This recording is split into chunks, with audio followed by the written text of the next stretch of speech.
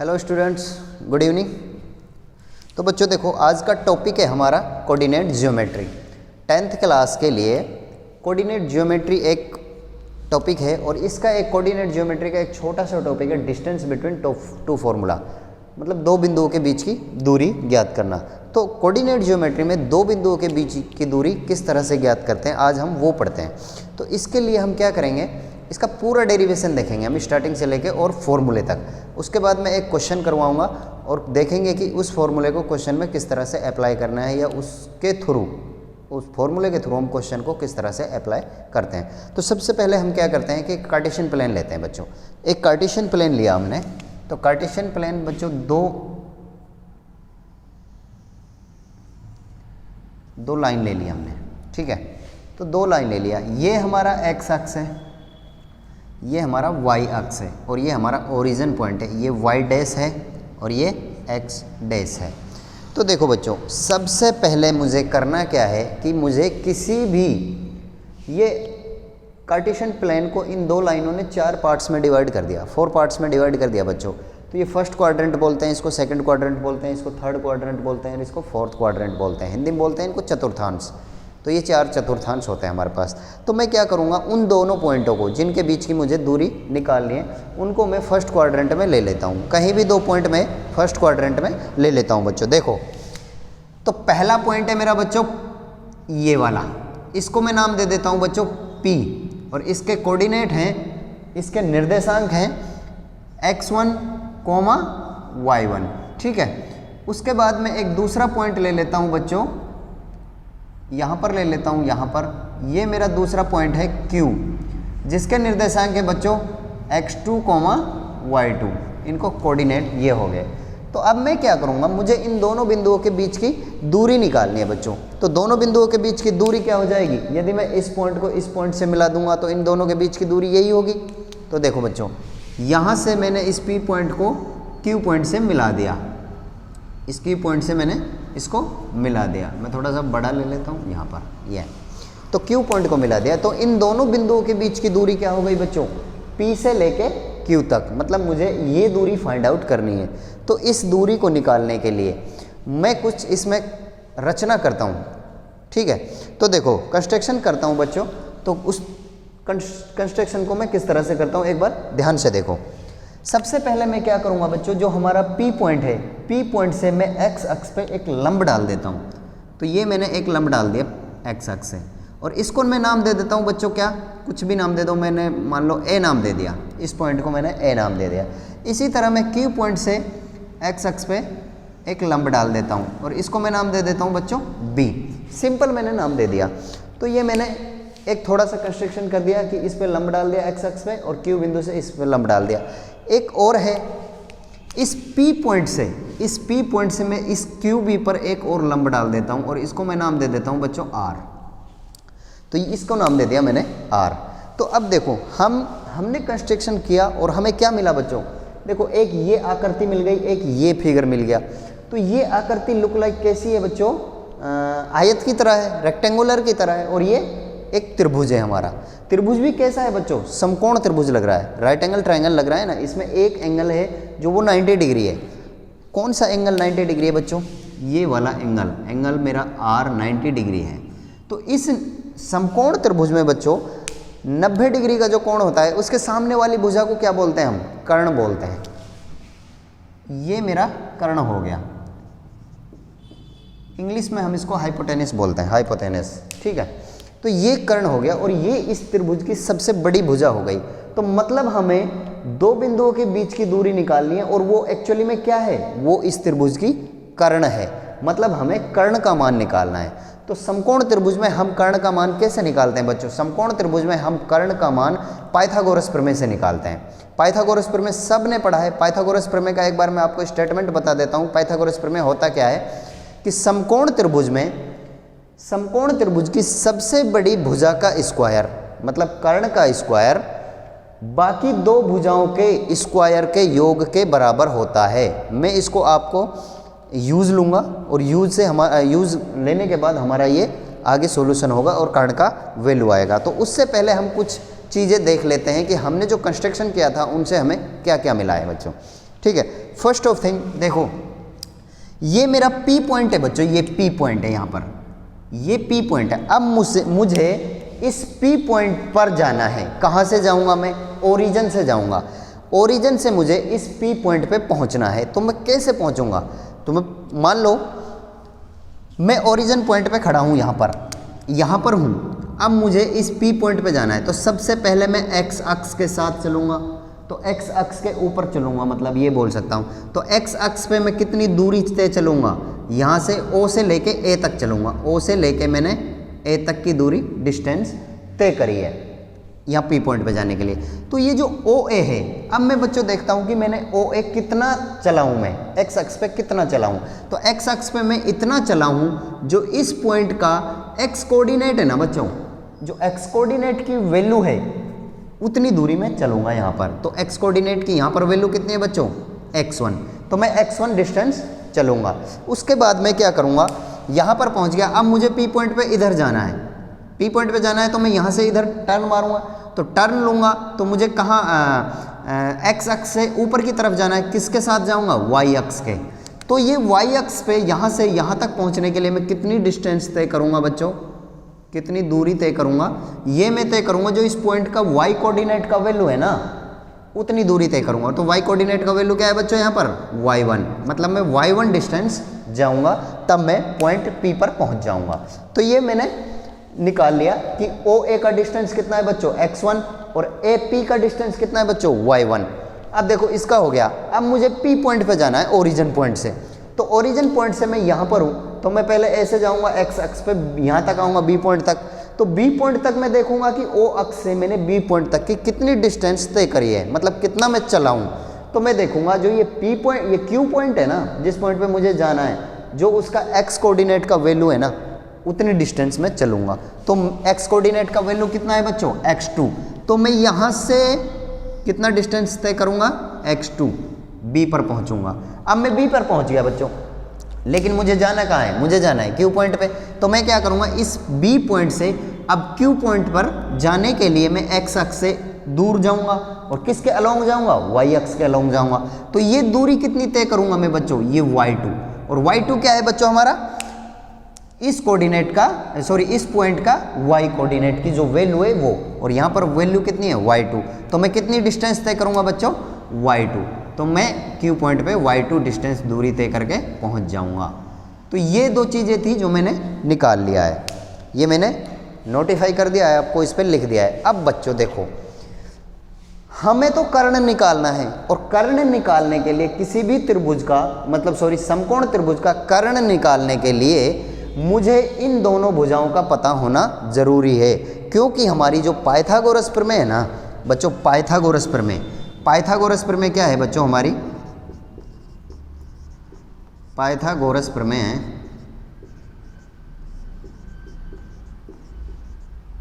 Pythagoras प्रमेय कि समकोण त्रिभुज की सबसे बड़ी भुजा कर्ण का स्क्वायर बराबर आधार का स्क्वायर प्लस लंब का स्क्वायर, ये है। ठीक है बच्चों, ये है।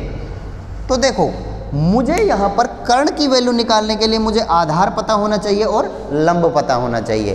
तो यहाँ पर इस त्रिभुज में मैं इसको आधार ले लेता हूँ और इसको QR को लंब ले लेता हूँ। मतलब PR मेरा क्या है बच्चों? आधार है, और QR क्या है बच्चों? मेरा लंब है। तो ये मैं लिख देता हूँ भाई, समकोण त्रिभुज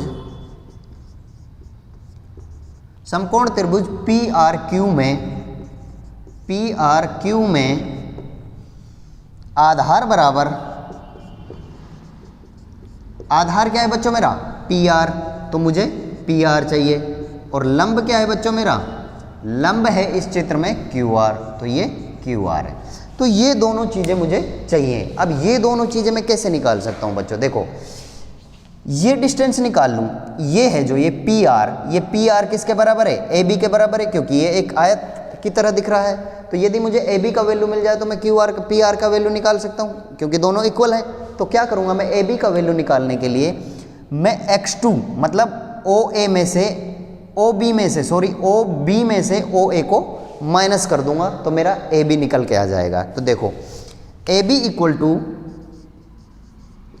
इक्वल टू बच्चों क्या है? OB minus OA। ठीक है। अब देखो यहाँ पर OB का वैल्यू क्या है बच्चों, यहाँ पर x2, तो AB मेरा क्या हो जाएगा, AB मेरा हो जाएगा x2 माइनस, और OA क्या है बच्चों, OA x1। तो यहाँ पर ये मैंने AB equal to x2 minus x1 ले लिया, लेकिन हम जानते हैं कि AB किसके बराबर है, PR के, क्योंकि आयत की भुजाएं हैं आमने सामने की। लेकिन AB इक्वल टू PR, इसलिए PR equal to x2 minus x1, तो ये मेरे को PR का वैल्यू मिल गया। और PR बच्चों क्या है मेरा, आधार, मतलब मुझे आधार की वैल्यू मिल गई। अब मुझे किसकी वैल्यू चाहिए, अब मुझे इसकी वैल्यू चाहिए, ठीक है, QR की वैल्यू चाहिए। तो इसको मैं एक ये देता हूँ बच्चों, ये तो मेरा समीकरण नंबर 1 है और ये मेरा समीकरण नंबर 2 है, ठीक है, मैंने इनको समीकरण दे दिया। तो देखो अब आगे क्या है, अब मैंने आधार का वैल्यू निकाल लिया, अब मुझे इस लंब का वैल्यू चाहिए। तो लंब का वैल्यू निकालने के लिए यदि मैं इस QB में से इस RB को घटा दूं, इस QB में से इस RB को घटा दूं, तो मुझे QR का वैल्यू मिल जाएगा। आते हैं QR इक्वल टू बच्चों QB माइनस RB, ठीक है। अब देखो बच्चों,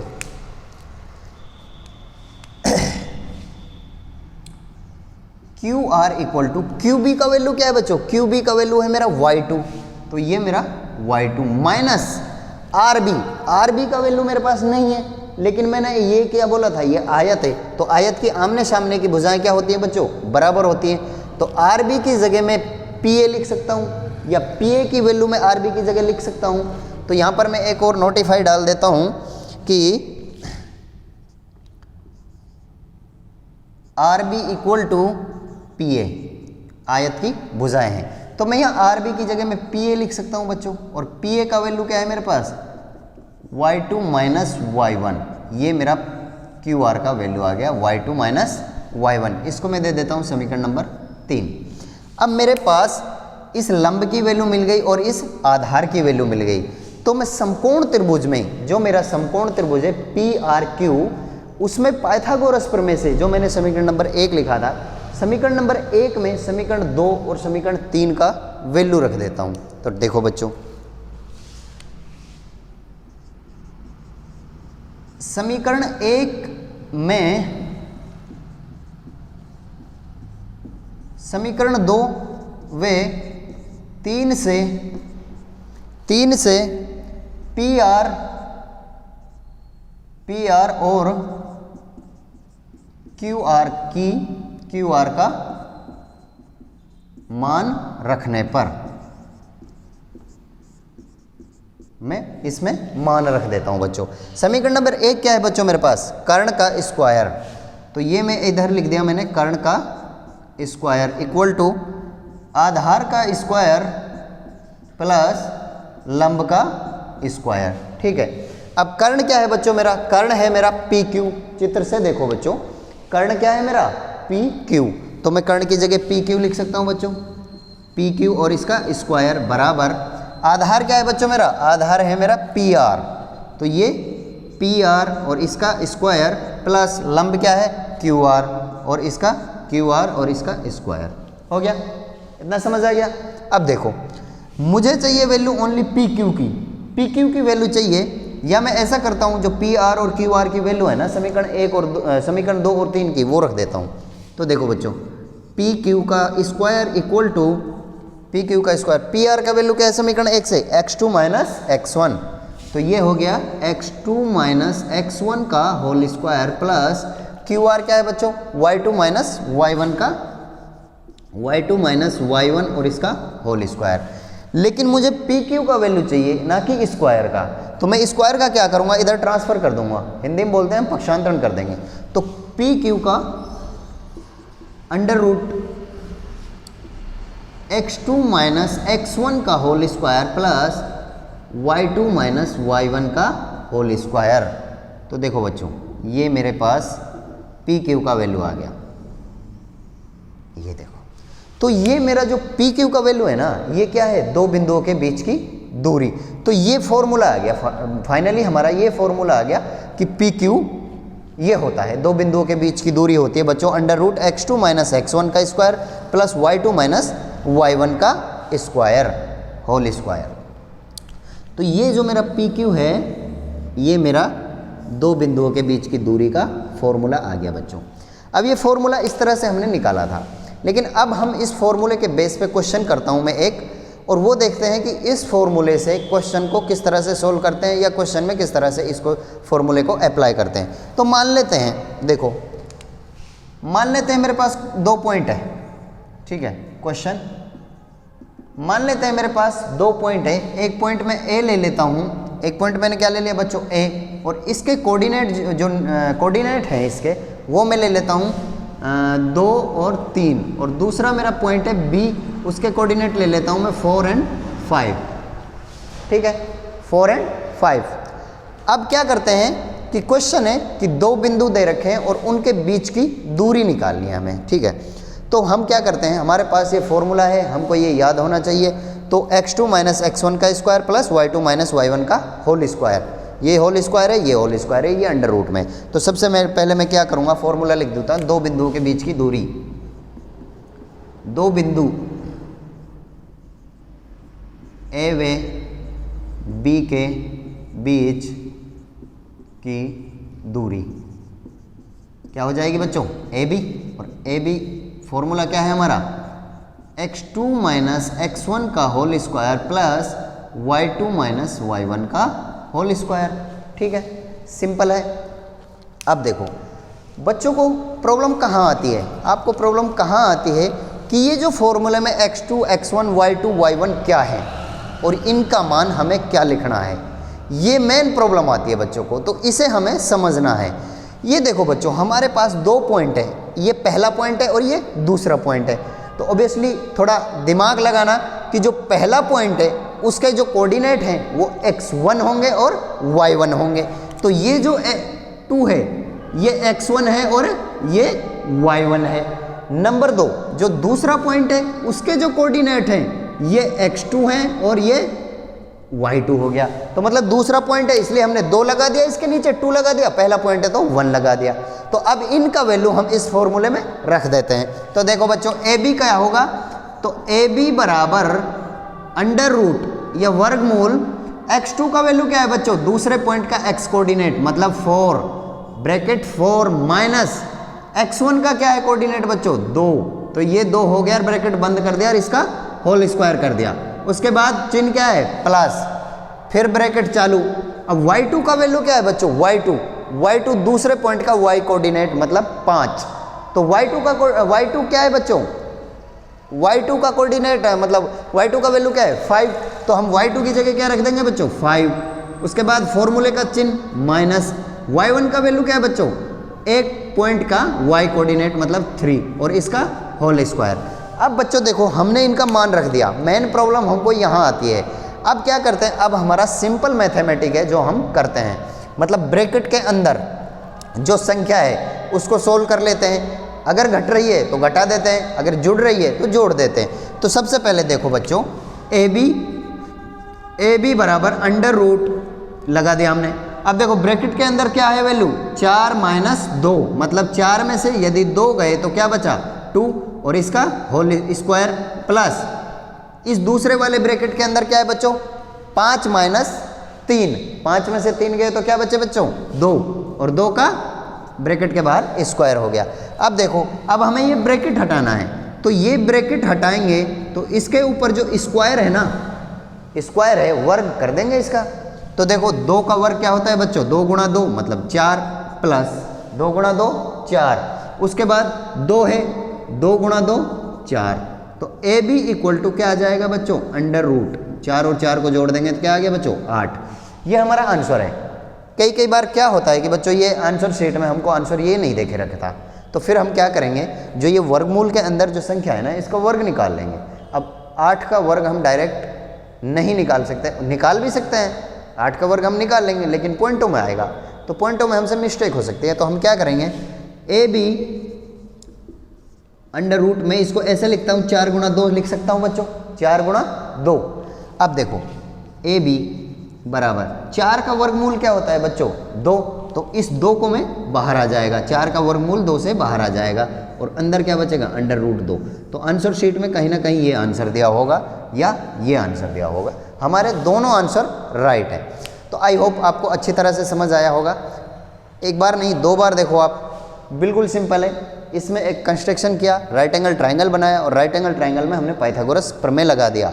पाइथागोरस प्रमेय के बाद हमें कर्ण का वैल्यू निकालना है, कर्ण का वैल्यू निकालने के लिए हमें ये दोनों भुजा पता होनी चाहिए। राइट एंगल ट्राइंगल की एक भुजा निकालने के लिए हमें 2 भुजाओं का वैल्यू पता होना चाहिए, जो दूसरी 2 भुजाएं हैं, तो उनका वैल्यू निकाल के हम पाइथागोरस प्रमेय में रख देंगे और सिंपल हमारा ये फॉर्मूला आ जाएगा PQ equal to under root x2 minus x1 का whole square plus y2 minus y1 का होल स्क्वायर, और ये अंडर रूट में होता है, इसमें हमें डायरेक्ट वैल्यू पुट करनी होती है। सो आई थैंक यू।